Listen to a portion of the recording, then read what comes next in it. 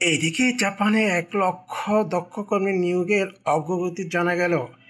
চলুন দর্শকবিন্দু দেখিনি কিভাবে যে ১,০০,০০০ দক্ষ কর্মী নিবে জাপান, কিভাবে বিস্তারিত জানাবো এই ভিডিওর মাধ্যমে।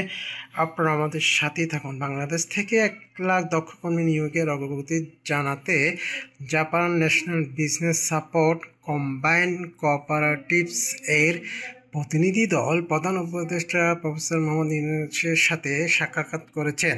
রোববার ২৬ অক্টোবর রাষ্ট্রীয় অতিথি ভবনে যমুনায় ২৩ সদস্যের একটি প্রতিনিধি দলের সাক্ষাৎকার করেন প্রধান উপদেষ্টার সাথে। এই সময় প্রবাসী কল্যাণ ও কর্মসংস্থান উপদেষ্টা ডক্টর আসিফ নজরুল ও প্রধান উপদেষ্টার কার্যালয়ের এসডিজি বিষয়ে মুখ্য সমন্বয়ক লামিয়া মোর্শেদ উপস্থিত ছিলেন।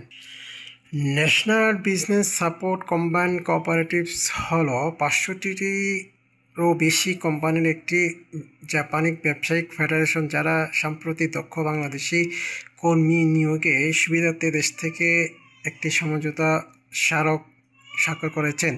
এই চুক্তির লক্ষ্য জাপানে বাংলাদেশিদের প্রশিক্ষণ, সার্টিফিকেশন এবং কর্মসংস্থানের জন্য একটি কাঠামো প্রতিষ্ঠা করা, যার মাধ্যমে আগামী ৫ বছরে টেকনিক্যাল ইন্টার্ন ট্রেনিং প্রোগ্রাম এবং সিপাইট স্কল ওয়ার্কস এর মতো কর্মসূচির আওতায় ১,০০,০০০-এরও বেশি কর্মী নিয়োগ করা হবে।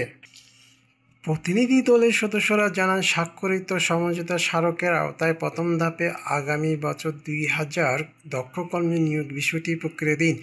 পরবর্তীকালে ২০২৭ সালে ৬,০০০ এবং ২০২৮ সালে ১৮,০০০ কর্মী নিয়োগ করা হবে। এর মধ্যে নির্মাণ খাত, সেবা খাত, এভিয়েশন খাত, গার্মেন্টস এবং কৃষি খাতে সবচেয়ে বেশি কর্মী প্রয়োজন বলে জানান তারা। পাশাপাশি আগামী দিনে গাড়ি চালক, অটোমোবাইল এবং রিসাইকেলিং খাতে দক্ষ কর্মীর চাহিদা বাড়বে বলে তারা জানান প্রধান উপদেষ্টাকে।